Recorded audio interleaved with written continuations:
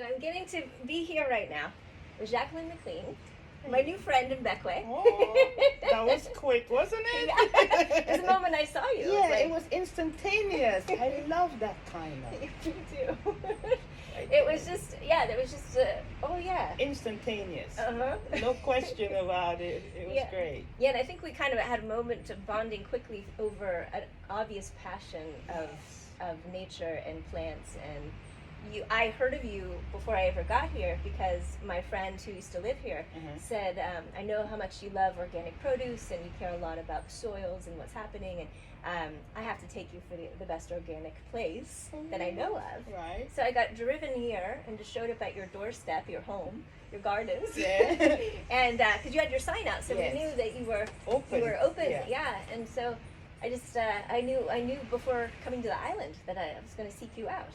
And remember, I told you, you heard about me, and yet you still came. Yeah, I'm not afraid. And I thought that was brilliant. No, you shouldn't.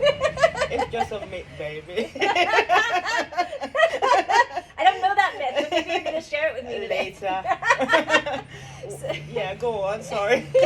But one of the things that struck me too is not only were you so kind and gave me beautiful produce, and I got from your garden turmeric and ginger, and I got turned on to Callaway. Callaloo. Yes. Callaway is an herb. Yeah, never Callaloo. mind. We know what you mean. But Callaloo, which is the first time in my life I've had Callaloo, and I'm totally loving Callaloo now. Had it almost every day since I've been here. Nice. And then you gave me extra honey, which is, precious here. Because I needed some honey for this, yes, which you made. Sorrel, yes, that is our local drink that comes around at Christmas time, in the New Year and Christmas. It tastes really good if you have some of our local rum in it. Local rum. Yeah. We haven't tried it like that yet. Yeah, but it's lovely. Good to know. But but tell me the name of it again. Sorrel, but most people think a sorrel is a vegetable, right? Which it is in the rest of the world. Yeah. Here it's almost a rosette. Yeah, it's beautiful. It looks like a flower. Yeah, right. And and so we steep it, and some people add ginger and cloves and stuff. Me personally, I'm a purist. I just want it as it is, as strong as humanly possible, and this is it. So good. And it, you said it has more vitamin C than citrus. Yes. So I was downing this when I first got here. Can you imagine having a cold or trying to recover from something? But the beauty is drink it now, so it will help before you get a cold or something. Yes. Yeah. Right. Yeah. You don't wait till you're feeling down. Yes. You nourish yourself so that you've got strong constitution. Well, that's one of the reasons between you and I probably digress. One of the reasons why I don't want to get fat, because obviously I'm a chimney. You're a chimney? Yes. And if I to have any surgery, like to check out the lung, I don't want them have to go through layers of fat. I just want them to get right in there. Get to the point. Are you saying you're smoking the weeds? Of course I do. That is stupid, woman. Well, I hope we'll get into that, because I figured you might, because when I met you, you gave me a gift. And this is a project called Into the Weeds that you've created with Jacqueline, and Marlene. It's her brainchild. Okay. And she did it all over. She's brilliant. I would love you to meet her. Yeah. So she decided to choose my little nondescript garden to do it in. And last season it was the first time that it was done. And it was okay, and people came. But because we drove so much stones and did so much friggin' work on it, we decided that it should be like a regular thing.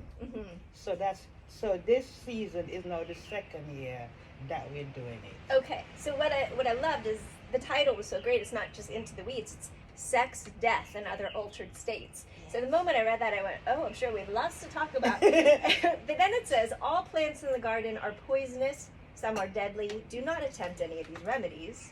Of course, I wanted to read all of them anyway. Of course. Yeah. I mean, I'm not telling you to because you have some information to go out and absolutely do it. That's not what I'm saying. If you do that, that's on you. These also was used as medicine and herbs with our grandparents. The drawback is they didn't leave the the measurements and what to do and and how to do it. So I vaguely know it's good for this and it's good for that, and that's what's in the book. But they didn't write down anything to say this is this. Yeah. They just say you have a cold, go pick some of that and bring it, and they did. Yeah. So for example, stuff. I mean, you have a cold. Ginger is very popular here. I'm noticing. Yes. With all kinds of dishes. Cook with it a lot too. Coconut as well. We cook with the ginger also. Cook with it in a lot of the foods. Yes. But I'm seeing coconuts around too. Yes. Are they popular also? Yes. Okay. Papaya. I notice a lot of Yes. papayas. You're in Bequia now, baby. You're in St. Vincent and the Grenadines. And you of all people could appreciate how lush it is. It's beautiful. Isn't Yeah. it? Yeah. I mean, So you don't even have to freaking plant a seed. It would just throw and it will grow on its own. Yeah. The marriage, the fertility, and the marriage between soil and water is inescapable here. it's you drive on these roads too, and you see the trees and you see the roots just taking over, and you kind of wonder how the road continues to be the road. That's why sometimes you see butchering along the side of the road. Yeah. But yes, it's and climbers and it's covered. And in St. Vincent is even 10 times that. And we went through a volcanic eruption, and the grow back was just absolutely amazing. It was like a miracle. There was a volcanic eruption. A couple of years ago in St. Vincent. Wow. I'm saying all that to say that the nature just grew back, and it was just amazing really quickly. So there, I'm done. Go on. Well, I see that in the Hawaiian Islands too. Yeah. And I spent a bunch of time there when I was growing up, and when even some of those volcanoes are active, some are not. But with all of the islands get affected by the ash and the ash. Yeah. The fog, they call it there. Is that what they call it? It's not fog, it's fog. Yeah, volcanic ash in the air. Wow. Yeah. Didn't know that. That's cool. Yeah. So, but one thing I read in here, and I need to be reminded which one, but there was some herbs in here that had historical significance, so that if people were coming to the islands and they were trying to take over, one of the ways they did that is to rape women. Yes. And so women had to figure out how they could make sure not to have that child. Yeah? It's a brutal history, that one. Yeah. Yeah. Go on. So I can't. Please remind me. Okay, I remember. Okay, cotton. Yeah.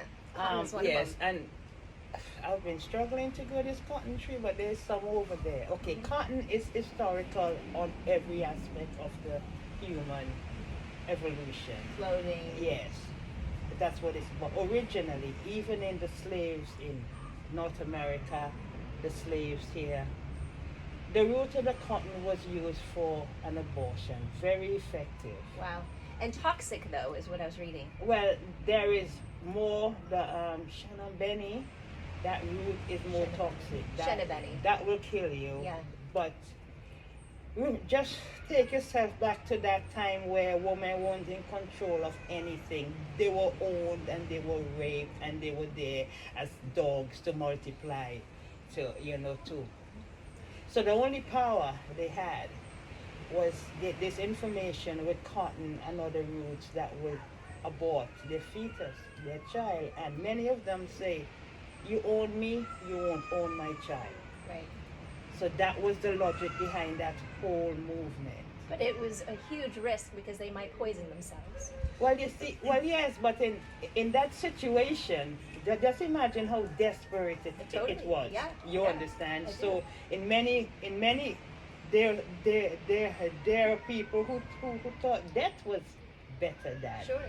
You Sure. understand? Yeah. And if you had 10 children already and 15, imagine being born as a human to multiply to be on the cotton field. So cotton was a very powerful, the root of it. Obviously, for humankind, clothes and all of that. So it's not the cotton's fault. You understand? Yeah. But it was also banned. That information was banned and it couldn't be used because they realized that on a plantation that no children were being born. Right. They were for chunks of time historically, right? Yes, where there was reading not much slaves being born, and they figure out it was the cotton road, so it was abolished. You could get killed and however they treat your slave at that time, but it was still passed on. Shannon Berry, on the other hand, got to be incredibly. Although I think the old people probably knew the exact dosage. Sure. Yeah. Yeah, you know. So, but imagine that is what you know. But it's an oral tradition. It wasn't written down that you're aware of. No, it wasn't. Not that I. But right now, Shannon Berry, I cook with that leaf. It's the most amazing herb. You know, it's so underrated. Is it diuretic at all? Do you? Well, if can you do it? if you cook a pound of it when you need to just use a couple leaves, then it might be an effect. Yeah. But it goes in our seasoning. We cook with it. It's delicious. But yes, the history of plants and the usage is not always very airy. You know, you know, it's a stark, brutal reality. What are some of the other medicines here? I mean, we talked about that you like to smoke some of the weeds here. I'm curious, what are considered positive use medicines for herbalists on this island? Well, Or you? well, most of the plants in that booklet is not only poisonous. Some of them is, if used correctly, Yeah. it's perfect for asthma.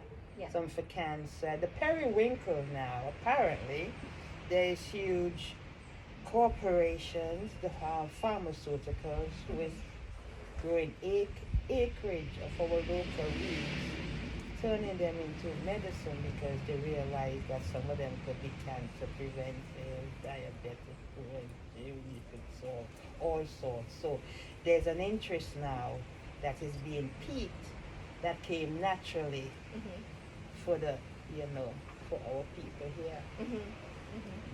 But then they're gonna turn that fucker into a tablet or a liquid and send it down, and we can't afford to buy it. So there, that's how the cycle goes, doesn't it? Yeah, I mean, it's interesting because in the U.S., of course, some of the medicines are so cheap it's shocking, and it's so much more expensive to get herbs and have a natural way. Oh, please don't get me wrong. If I'm really truly sick, I need a proper doctor and blah blah blah blah blah. But as you say, you can't wait until you get sick to start eating healthy. Yeah. It's a process you just go through. And I'm not saying that I'm some monk that I eat healthy all the time. Honey child, no. You understand, but you do your best. Yeah. Yeah, so, yes, some I won't recommend you touch, taste, or anything. And I'll show you those. Because they're highly poisonous. Some There's a tree that grows right on the beach. manganil. Manganil. And Yeah. I see signs that say don't touch it, Yeah. don't go near it, It it's could- poisonous, Yeah, makes you itch. yes, the fruit looks so appealing, Yeah. and you know, and that's why the sign is there. But those trees are incredibly important to the seascape, to keeping our lands, keeping the sea from coming on the land. It has always been there, and apparently they are becoming endangered because, you know, somebody might eat the fruit. You understand, but they're crucial for the maintenance of the coastline. Yeah. Absolutely. So you're reminding me that when I was in Chinese medicine school, we learned when we were learning herbs that everything can be a medicine and everything can be a poison. And it is so much about learning your own body and your own relationship to them, and also, you know, sharing the wisdoms, right, to be able to figure out how far we can take that. Right. And obviously, somebody had to try something to appreciate it was poisonous. Glad it wasn't me, Yeah. but you know, Yeah. somebody had to. So there's risk takers, and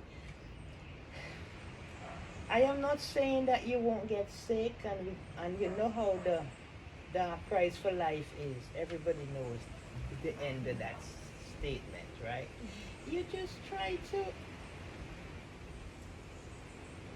If you can't help, don't hurt. That includes humanity, and that includes the environment. That's it. Yeah. If you can't help, Help, don't hurt. Yeah. That's good wisdom for language as well. For the things we choose to share or not share. Quite. Yeah. Yeah. Thank you. What would be? You shared this with me the other day. This is a moss, and It's okay. It's a carpet moss, and it grows everywhere in the rainy season. Or obviously it's a moss, so it likes moist, stony area. But because I'm not normal, I think it's fucking beautiful. It is beautiful. So I decided to plant it, and I love it. I mean, it has a ways to go. Yeah. I just planted it not too long ago, but I just things like that makes me happy, baby. Yeah. Well, when I met you too, you said feel it, just touch feel it, yeah. Because it's like if you don't feel good and you're feeling anxious or depressed, I mean, it's kind of hard to feel that way when you're touching this moss. Indeed, and then when do you get a chance to touch moss? Yeah. It's like smell the roses, When do you get a chance to touch moss? Yeah. So, and the feel is lovely and cool. So yeah. Yeah, that's true. Nice. But another thing that I noticed that you offer here is you do a lot of pickling.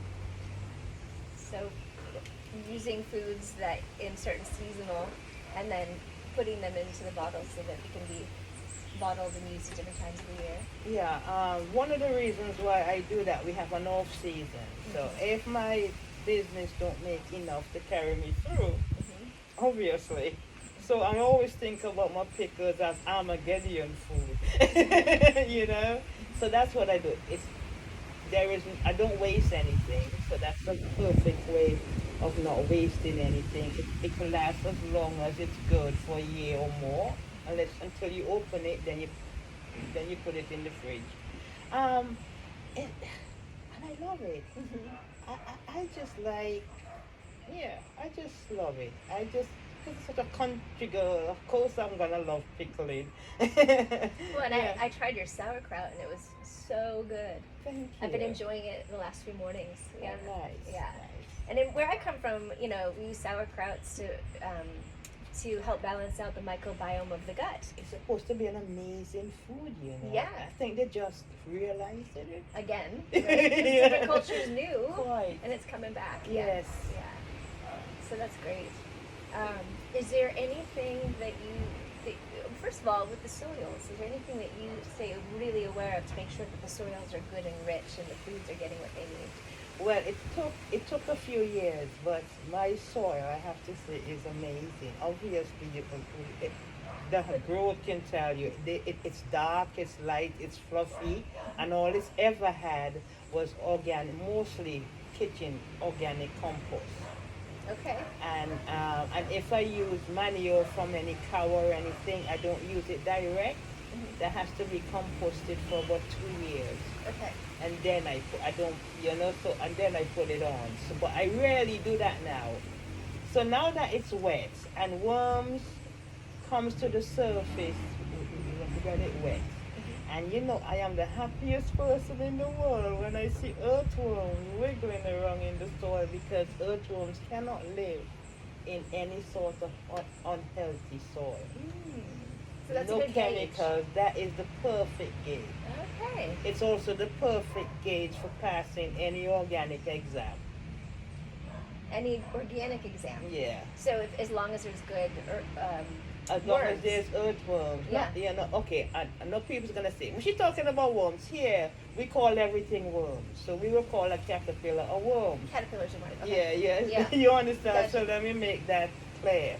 I'm talking about earthworms, the life, of the soil.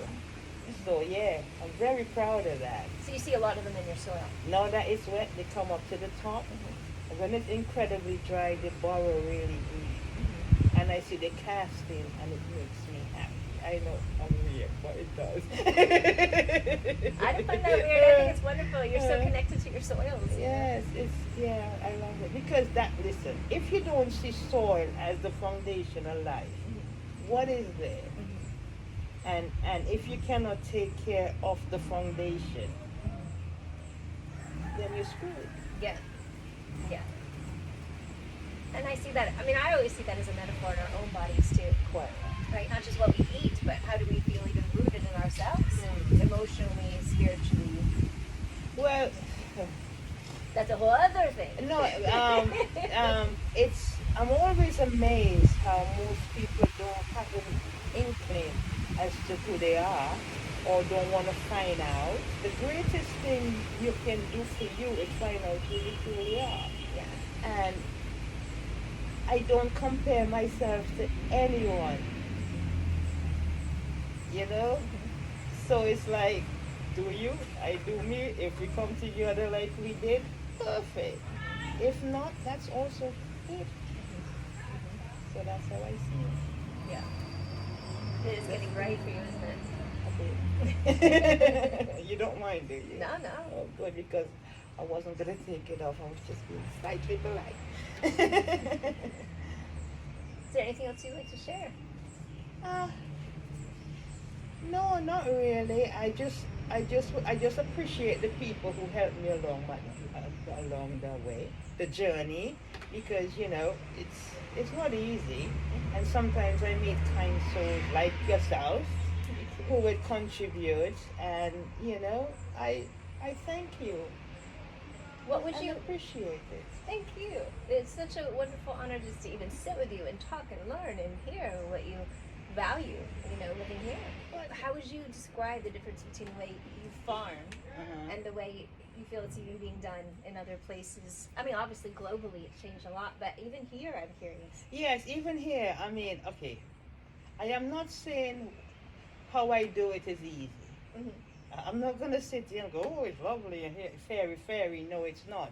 Because I do not use any grass killers. So no, there is no gramazone, no sevens, no nothing. Hand weeding. You understand? Because if I use sevens and gramazones, I'm going to kill my earthworms. Right. Can't have that now, can we? Yeah. And they improve the soil and build the soil better than any man-made anything that These could earthworms, be yeah. that could be amended in the soil.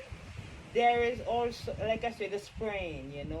They don't leave the wildlife, so a farmer will cut down everything and don't leave a wildflower on the border. So if you have a farm and you want to bring in insects, a few flowers just growing as pollinators, there wants a bit of wild plant growing on the sides, a little haven there to invite them into the garden. If everything you do is spray, that means you kill the eggs and the larvae of the beneficials.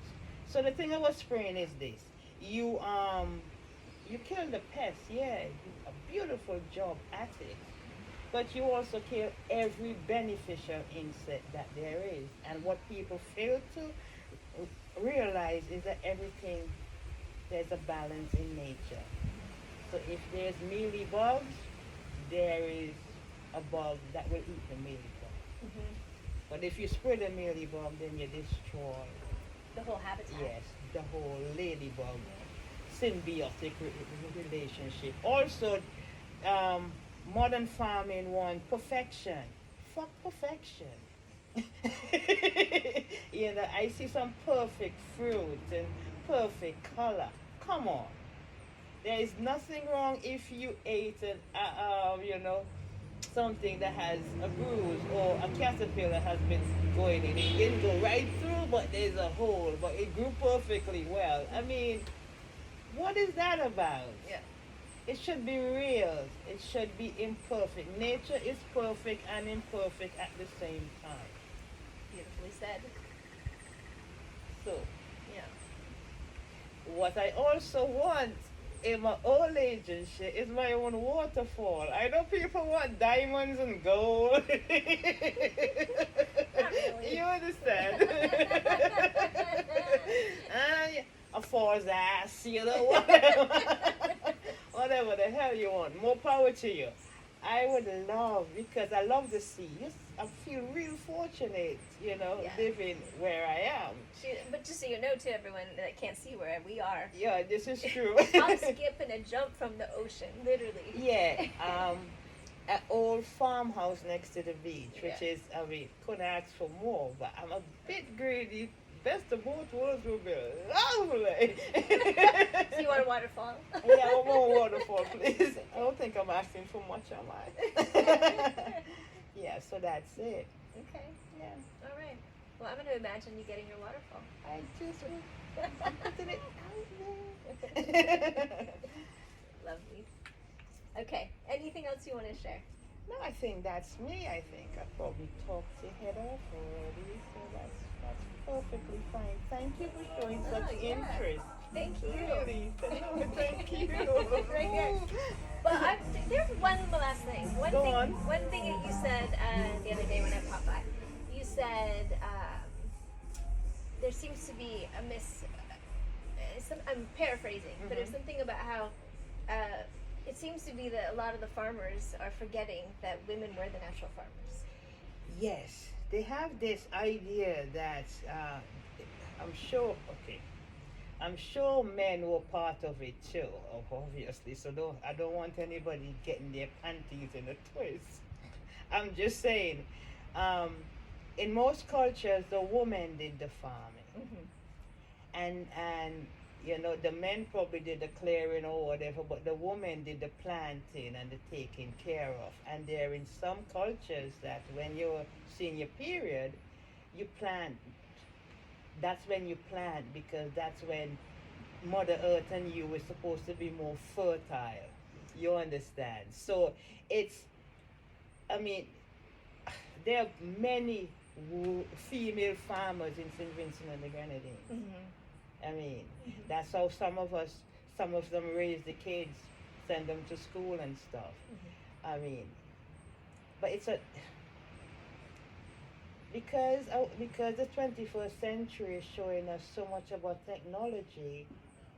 Farming is sometimes taking a back seat, but I think we could also use technology to keep the ways going. And I really don't want to see our country become so chemical laden. There's some country, the soil is so destroyed with decades of just putting nasty stuff on it. That that's a scary.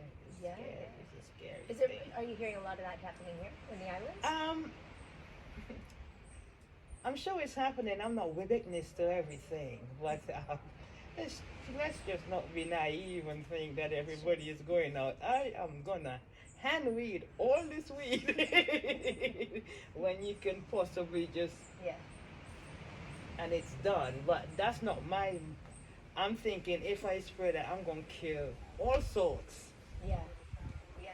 That's the same belief and philosophy I have around, antibiotics, as well. That, you kill off everything, then what are you doing? Right. There's so much that gets destroyed. So there's a place in medicine for antibiotics. There's a place in the world for these things, but to use them as first resource, it doesn't make sense to me.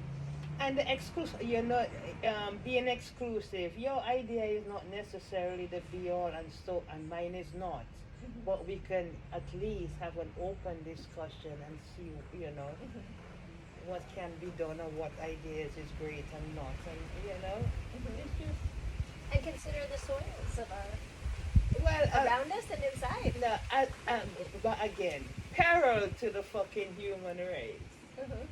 If they don't take care of Mother Earth, and I know people are gonna say, "Oh, fairy, Mother Earth, blah blah blah, tree hugger." Yes, I am. All of that. I can hear them now. Yeah. But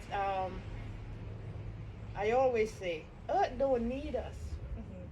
We could destroy ourselves and leave her, and she will regenerate herself. I believe that. She will. Yeah. Okay. She don't need us. We're just a fucking nuisance, I think. You think? Yeah. It can be both ways, maybe. I mean, I'm just being a bit flippant, but we destroy, we don't take care. Yeah.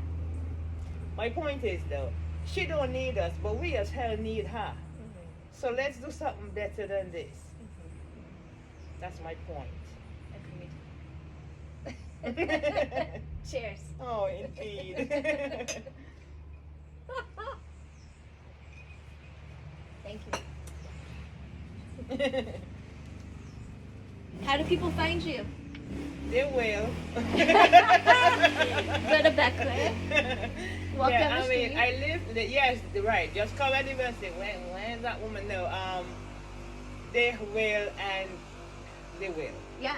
Just ask for Jacqueline McLean. Jacqueline McLean, Yeah, I live Nature's in Own. Lower Bay. Lower Bay. Bequia, St. Vincent and the Grenadines, one of the most beautiful set of real estate in the whole fucking world. I love that. There you go. Thank you. Thank you.